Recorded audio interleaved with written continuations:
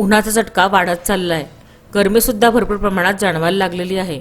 बाहेरून घरी आल्यानंतर काहीतरी थंडगार मनाला तृप्ती देणारे प्यावेसे वाटते। त्यासाठी आज आपण अगदी सुंदर रंग असलेले आणि गुळापासून बनवलेले पौष्टिक आणि चविष्ट असे कैरीच्या पन्हाचे मिक्स तयार करून ठेवणार आहोत, ज्यापासून अगदी मिनिटाभरातच छान थंडगार असं पन्हा आपण तयार करू शकणार आहोत। चला तर मग वेळ न वाया घालवता सुरुवात करूया छान अशा सोप्या रेसिपीला। कैरीचे पन्हे बनवण्यासाठी सर्वप्रथम मी इथे घेतले आहे अर्धा किलो ताज्या हिरव्यागार आणि दळदार अशा कैऱ्या।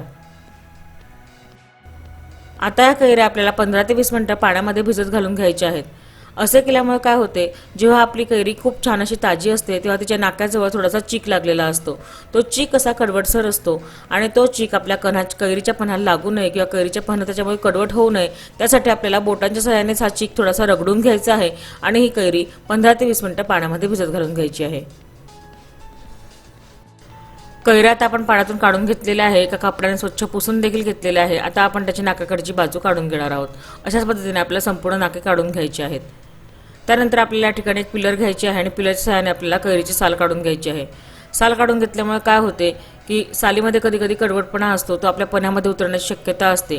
साल काढून घेतल्यामुळे कैरीच्या पन्हाला अगदी कडवटपणा अजिबात येत नाही, शिवाय रंग देखील खूप छान येतो। पांढरा शुभ्र अशा कैरीचा गर आपल्याला मिळतो। त्यानंतर कैरी साल काढून घेतल्यामुळे गर आपल्या या ठिकाणी अजिबात वाया जात नाही, संपूर्ण गर आपल्याला चांगल्या क्वांटिटीमध्ये देखील मिळतो। या कैरी सालीपासून आपण कैरी चटणी देखील तयार करू शकता।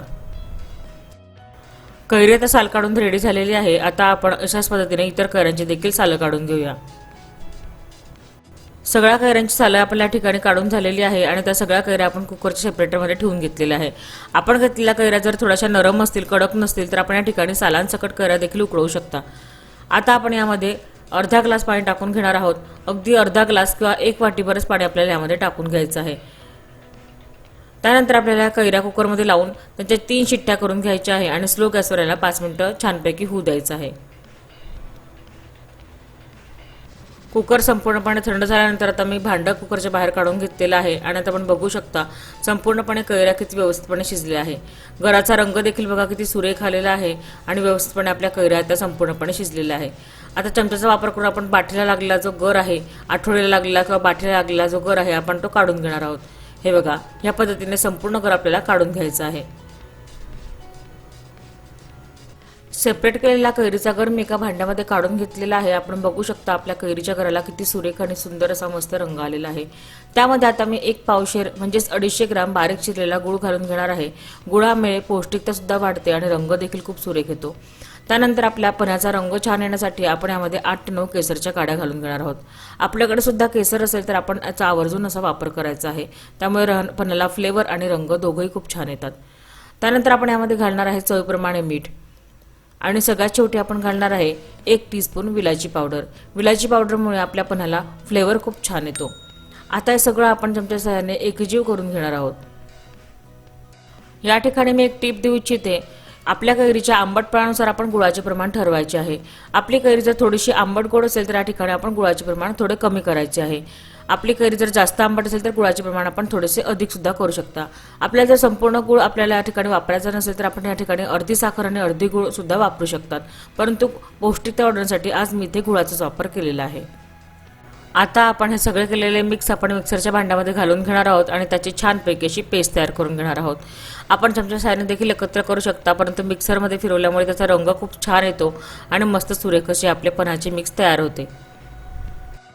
मिक्सरमधून फिरवून घेतल्यानंतर आपण बघू शकता कैरीच्या पन्हाची मिक्स किती सुंदर आणि सुरेख अशी तयार झालेली आहे।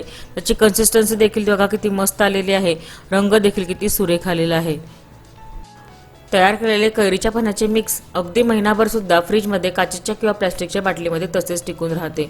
बाहेरून आल्यानंतर जेव्हा आपल्याला असं वाटते की काहीतरी थंडगार घ्यावे, तेव्हा अगदी मिनिटाभराच्या आतच आपले हे थंडगार कैरीचे पन्हे आपल्याला तयार करता येते। आपल्याला जर वर्षभर कैरीच्या पन्ह्याचा आस्वाद घ्यायचा असेल तर या ठिकाणी काय करायचं आहे, ही जी आपण मिक्स तयार केलेली आहे हे एका पॅनमध्ये ठेवून गॅसवर त्याला छानपैकी 2 ते 3 उकळ्या काढून घ्यायच्या आहे आणि मग हे मिक्स आपल्याला काचेच्या बरणीमध्ये भरून घ्यायचे आहे। अगदी वर्षभर रूम टेम्परेचरला तसेच राहते। तयार केलेल्या कैरीच्या पन्ह्याच्या मिक्सपासून आता आपण थंडगार आणि मनाला तृप्ती देणारे कैरीचे पन्हे तयार करून घेणार आहोत। त्यासाठी मी एक पळी ग्लासमध्ये आता कैरीच्या पन्ह्याची मिक्स टाकून घेत आहे।